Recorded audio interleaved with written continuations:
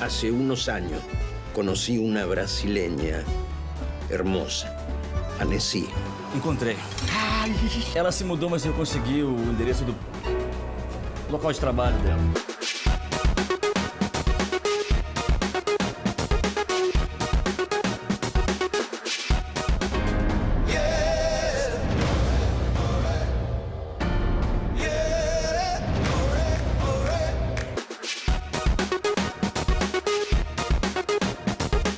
O fotógrafo, ele deve perseguir o pensamento da fotografia, né? Que é essa coisa meio misteriosa, é da onde vem a arte, onde brota a arte da fotografia.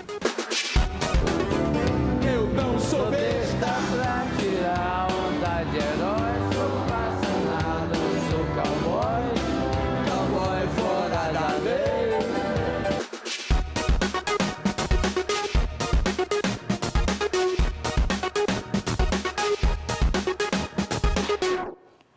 Olá, boa noite, eu sou a Adriana Couto, Metrópolis no ar. Eles são superastros do cinema mundial, mas no novo filme do diretor Quentin Tarantino, Leonardo DiCaprio é um ator decadente. Brad Pitt, o dublê que o acompanha para cima e para baixo. A dupla está em Hollywood tentando achar um rumo. E tem também uma seita de fanáticos prestes a comandar um assassinato. Com essa história, Tarantino já levou mais de 300 mil pessoas aos cinemas do país na primeira semana. A melhor estreia brasileira na carreira do diretor e também no resto do mundo. O Cunha Júnior foi conversar com o público que está lotando as salas para ver Era Uma Vez em Hollywood. É Tarantino fazendo cinema dentro do cinema. Seu filme favorito do Tarantino? O Bastardos Inglórios, de longe. Nada é melhor que aquela cena do bar ou a primeira cena do filme na França. Eu tô com 35 anos, comecei a ver os filmes dele em 94 com o Pulp Fiction, né? We happy? Yeah, we happy. Ele pôs o John Travolta de volta no mercado, que era um cara que tava só fazendo um filme de dança. Que mais? Ele não tem linearidade, o filme. Ele é tipo de trás pra frente. É um filme bem louco, assim. Pride only hurts. It never helps. In the fifth, your ass goes down. Eu adoro os filmes deles. Quais filmes você mais gosta? Django Livre. What's your name? Django. Um dos preferidos. Bullseye. Seu filme Tarantino favorito? Gostei do Kill Bill. Kill Bill é bem legal. Filme do Tarantino favorito? Ai, meu Kill Deus, Bill. nem sei te falar. Todos.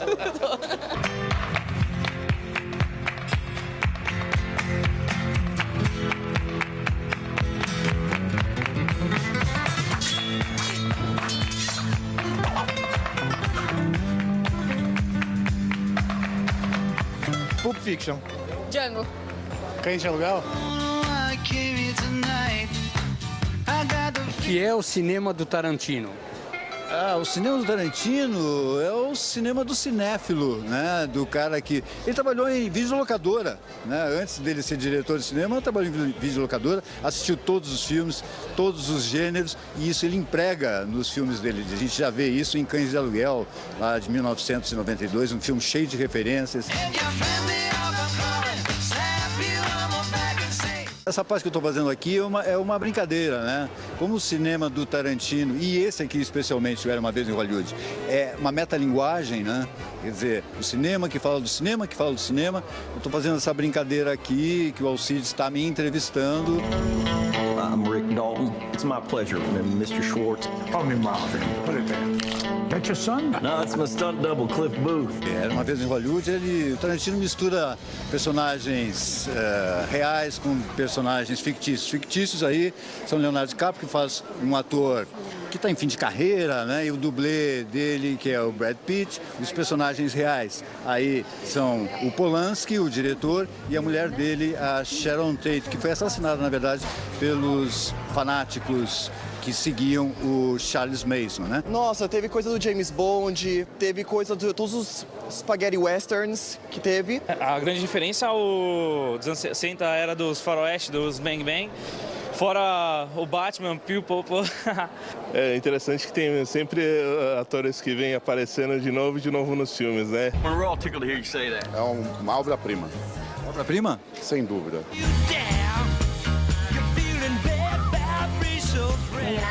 No, I'm stuntman. So you still direct, huh? Still here. You can do anything you want to him. I hired you to be an actor, Rick, not a TV cowboy. You're better than that. Cunha Júnior, o melhor entrevistado, além de ser o melhor entrevistador. Vamos de série? A 7ª e última temporada de Orange is the New Black trouxe os fãs de volta para a série, que é a mais assistida na Netflix até hoje. Mais de 100 milhões de pessoas já viram pelo menos um episódio. Desde 2013 no ar, Orange is the New Black coleciona prêmios e dá protagonismo aos dramas femininos.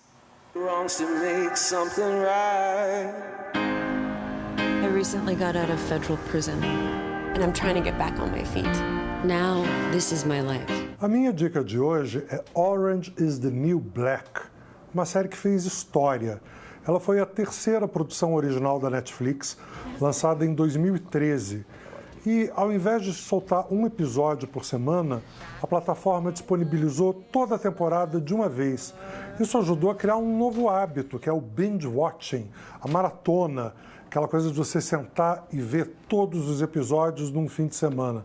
Quem é que nunca fez isso, né? You made an almighty God into a joke. You should ask for his forgiveness. Mr. Christ, stop. Orange is the New Black também é importante porque ela trouxe para a TV histórias que ainda não apareciam muito, histórias de mulheres pobres, presas, muitas delas latinas, negras, gente marginalizada.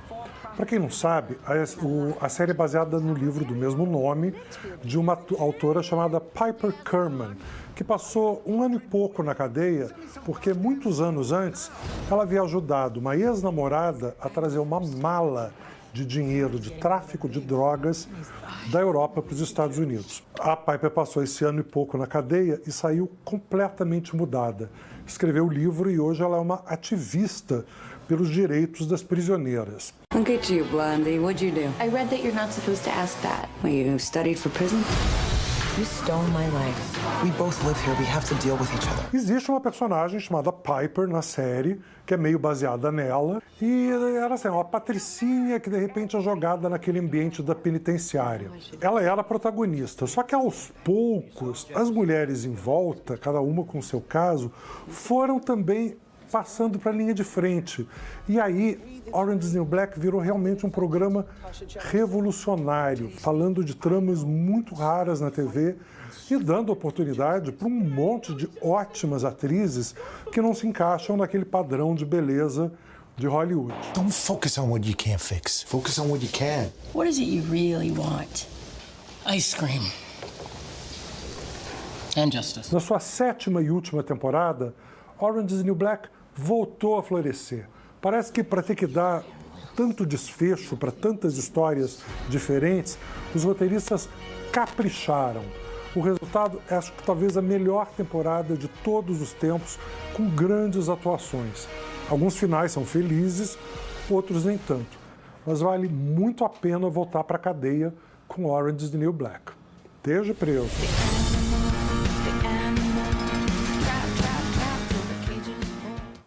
Sexta-feira começa a 2ª edição da Festa Literária da Mantiqueira, em Santo Antônio do Pinhal, a cerca de 160 quilômetros de São Paulo. São dezenas de escritores, poetas, jornalistas, por exemplo, Ana Maria Machado, Luiz Rufato, Lilia Schwartz. O autor homenageado será o mineiro Luiz Vilela. E a programação completa está no site flima.net.br. E chegou mais uma edição da Balada Literária que se espalha pelo Brasil. Encontros com escritores, oficinas, shows, debates. Tem todos os detalhes no site baladaliteraria.com.br. Além de São Paulo em setembro e Teresina na semana que vem, tem programação em Salvador, que começou hoje e vai até domingo. O homenageado deste ano é o educador Paulo Freire. E na Bahia, outra educadora ganha destaque, Dona Cici. A pesquisadora da cultura afro-brasileira e candomblé participa de uma mesa e de uma contação de histórias no domingo. Meu nome é Nancy de Souza, todo mundo me conhece como Cici, outros Vovó Cici, uns Ebome Cici. Você me pergunta o que é orixá. Uns eram guerreiros, outros eram reis, outros eram professores, outros eram conselheiros. Os orixás são forças da natureza, mas muitos deles foram humanos. Qual a sua missão, hein, dona Cici? Contar a história. E tomar conta de criança, né? Lá eu tenho muita criança, então eu penso que o meu tempo é esse. Muito obrigada. E que Oxalá continue abençoando todos vocês.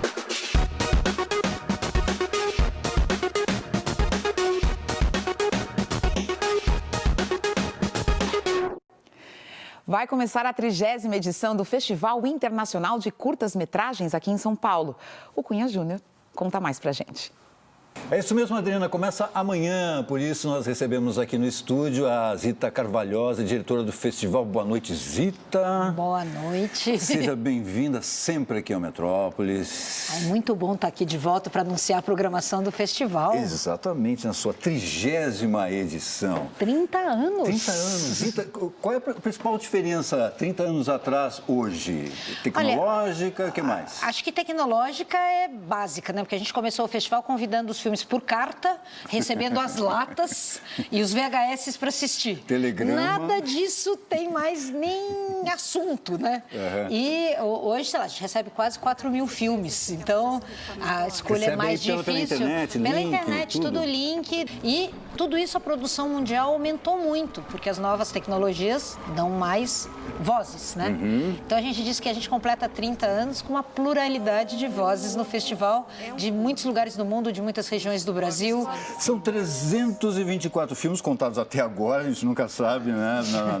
Na véspera e depois, quando começar realmente o festival, tudo pode aumentar. De 53 países. Quais são as novidades esse ano? Esse ano a gente mexeu um pouquinho na programação. A gente criou uma mostra nova que chama Limite, homenagem explícita.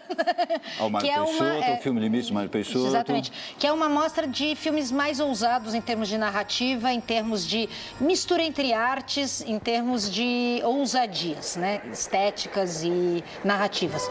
A gente criou uma competição para o Brasil, é um balão de ensaio. Finalmente! 29 anos sem competitiva, cheio de prêmio, mas sem competitiva. Esse ano a gente está arriscando uma mostra competitiva, que o nosso projeto é fazê-la internacional, misturando filmes brasileiros com filmes internacionais numa mostra competitiva. Eu tenho um aqui, vê se confere. Swing Guerra. Swing Guerra, o filme está na competição e esse filme, ele teve na Bienal de Veneza e ele está sendo exibido, ele está estreando no festival, na competitiva do festival, e está sendo exibido ao mesmo tempo na Bienal de São Paulo, porque ele é um filme comissionado pela Bienal de Artes. Uhum. Esse é um filme que vai bem nesse lugar de quebrando fronteiras, né? Claro. E o homenageado especial desse ano é o Jorge Furtado? Jorge Furtado. Por um motivo muito importante, aliás, né? Ilha das Flores, 30 anos, Uau. Que nem o festival, Que né? incrível. 30 anos depois, Ilha das Flores ainda continua sendo um curta que é comentado por todo o mundo inteiro, né? Não, é um curta que acho que tem uma dimensão mundial de verdade. Eu acho que quem estuda audiovisual assiste sempre durante o curso. É um filme que, enfim, passa em todo o evento que é passar a Ilha das Flores, e a gente também. Uhum. Então, amanhã a gente vai ter o Jorge Furtado conversando live e mostrando os outros filmes dele também, porque ele sempre brinca que todo mundo acha que é o Ilha das Flores e só, quer dizer, a produção do Jorge só vai de curta para longa, para curta de volta, de novo para longa, programa de televisão, série, e ele está conversando com a gente no festival, porque festival é lugar de conversa, né? Claro. Zita, tem curtas premiados, as pessoas sempre perguntam, tem premiado, tem premiado? Tem, evidentemente, né? Tem premiados muito bons. A gente tem o filme A Pele, que ganhou o Oscar, e ganhou também o prêmio do público em Clermont-Ferrand. Esse filme é incrível, é um filme muito forte. É uma história que eu não quero fazer o spoiler dessa história. Só pra gente ter uma ideia. Mas é assim, é uma família que um moleque está saindo do supermercado e ele troca tem uma troca com um negro que está no outro lugar do supermercado. Sim. E daí o pai fica muito bravo e dá uma surra nesse cara que não tinha feito absolutamente nada. Ele estava pagando no caixa, o menino olhou e sorriu. Não foi... E o desdobramento do que você deixa pra acontece pessoa assistir. é muito forte. É um filme muito, muito bem feito e que a gente fica... você fica dentro do filme. Você ganhar o prêmio do público no festival francês e o Oscar com o mesmo filme, diríamos que são dois públicos bastante diferentes, né? Claro. E tudo de graça. Isso é muito bom chamar a atenção, que o festival você pode entrar, é de graça, em todo, tem vários locais, inclusive a gente pode dizer, as pessoas podem saber quais locais através do site, que é o... www.kinoforum.org, é o festival de curtas, né? Você puxa lá, festival de curtas e vai puxa embora. A programação, puxa os locais, Puxa todos tudo. que as pessoas vão. Vai até que dia, Zita? O festival vai até dia 1º de setembro. Zita, muito obrigado mais uma vez pela sua participação aqui no Metrópole, sempre trazendo boas notícias e tal, festival e curtas, etc., para a gente poder assistir aqui em São Paulo. E quem é de São Paulo e quem é de fora de São Paulo, porque também vem muita gente de fora para assistir aqui ao festival. Não, assim, posso falar mais uma coisa que acho que é importante? A gente tem uma parceria com a TV Cultura desde o começo do festival. E tem uma premiação que os curtas depois são exibidos na TV Cultura. Opa. Então, essa troca, quer dizer, a gente tem parceiros muito fiéis e com essa possibilidade de estender o festival ao longo do ano. E isso, a parceria com a TV Cultura é muito importante. Ótimo. Obrigado, Zita. Um beijo para você. A aula acabava. Se livrar daquela biblioteca. Uma governanta alemã é contratada para dar aulas a um rapaz da elite paulistana com o propósito velado de também fazer sua iniciação amorosa e sexual.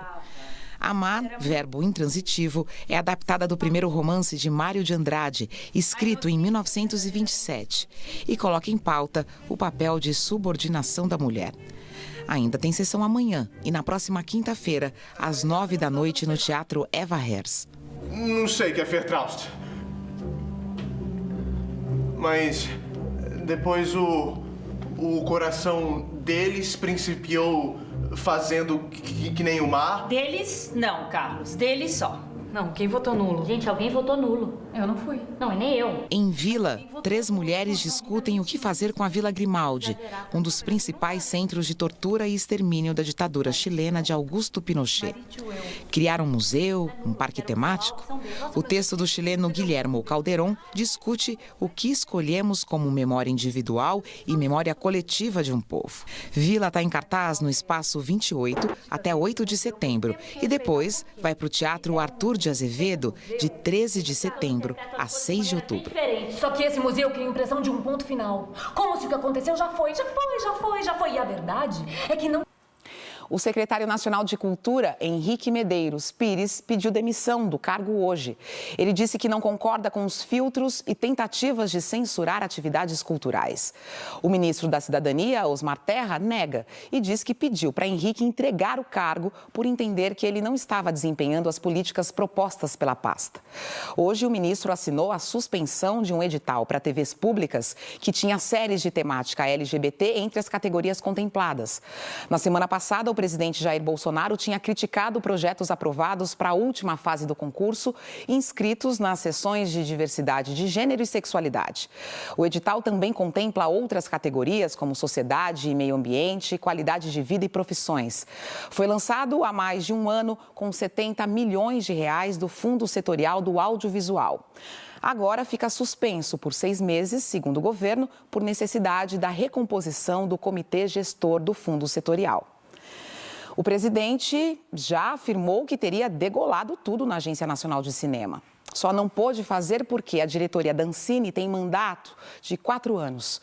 Isso leva a gente a pensar na necessidade do respeito à Constituição, como lembrou o jurista e ex-ministro do Supremo, Carlos Aires Brito, há um mês aqui na TV Cultura, no programa Roda Viva. Quando traça os objetivos fundamentais da República Federativa do Brasil, ali pelo artigo 3º, inciso 4º, diz a Constituição, promover o bem de todos, sem preconceito de origem geográfica e, ao mesmo tempo, social, de cor, de raça, de sexo, de idade e quaisquer outras formas de discriminação. Ela mesma, a Constituição, no artigo 78, exige do presidente da República, quando do ato da respectiva posse, tanto dele quanto do vice-presidente.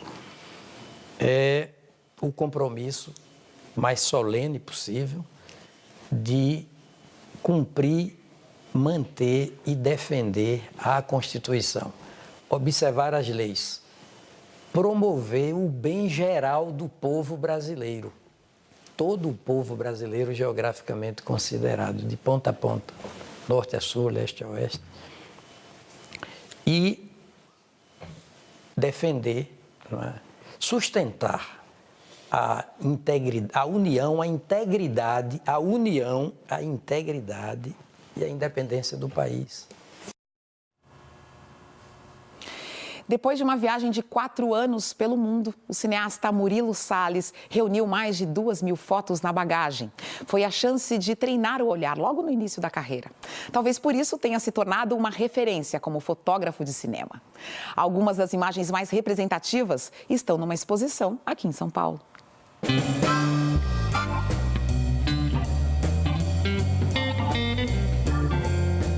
Murilo Salles tinha apenas 25 anos e já era um fotógrafo requisitado nos sets de filmagens.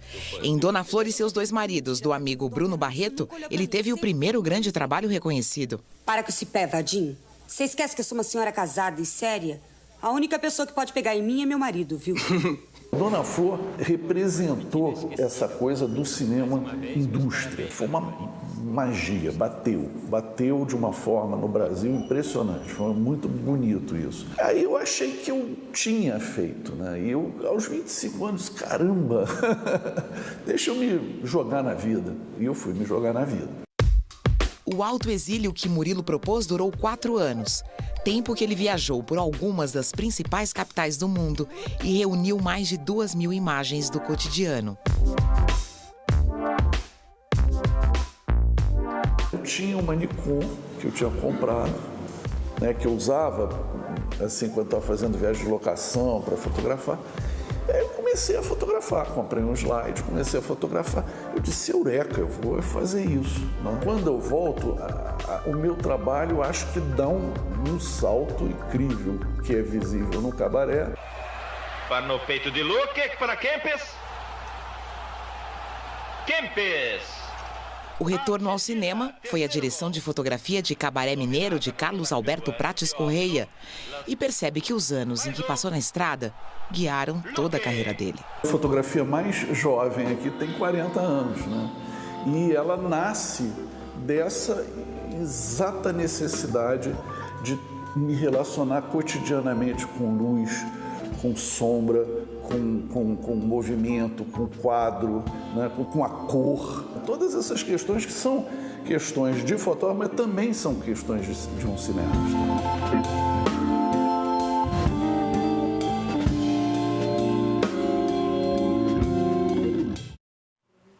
Há exatos 30 anos, a música perdia Raul Seixas. E como Elvis Presley, o grande ídolo de Raulzito, parece que ele ainda anda por aí. Este ano vai ganhar 2 novas biografias. As canções estão a todo momento nas rádios, nos shows, nas homenagens. Quantas vezes você já não ouviu? Toca Raul, vamos tocar. Raul Seixas, na última turnê ao lado de Marcelo Nova, em 1989. E a seguir tem Jornal da Cultura. Um beijo e até amanhã. Papai, não quero provar nada, já se via a pátria amada e todo mundo cobra minha luz. Ai, minha luz, coitado, foi tão cedo, Deus me livre, eu tenho medo, morrer pendurado numa cruz.